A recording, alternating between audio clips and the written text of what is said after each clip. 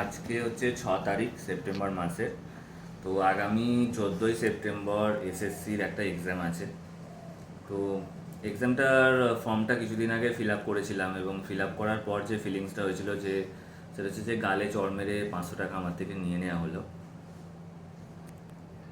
কারণ form fill up করতে গিয়ে যেটা দেখলাম যে আমরা 2016 সালের ক্যান্ডিডেট, সেই 16 সালের ক্যান্ডিডেট হিসাবে আমাদের কোনো প্রমাণই ওরা দিতে দিচ্ছে না।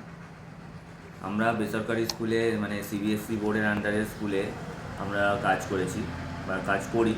সেখানে আমাদের যেটা এক্সপিরিয়েন্স সেটা ওরা অ্যাকসেপ্ট করছে না। অনলি গভর্নমেন্ট, ওয়েস্ট বেঙ্গল গভর্নমেন্টের স্কুলে যারা, তাদেরই অ্যাকসেপ্ট করছে। তো এটা বেসিক্যালি ভালো করেই বোঝা যাচ্ছে যে কাদেরকে 10 নাম্বার দিয়ে দেওয়ার চেষ্টা চলছে। তো সেই কারণেই আমার ফর্মটা ফিল আপের সময়তেই মনে হয়েছিল যে 500 টাকা জাস্ট গালে চড় মেরে নিয়ে নিল। কিছু করার নেই, একটা হুজুগ পরীক্ষার।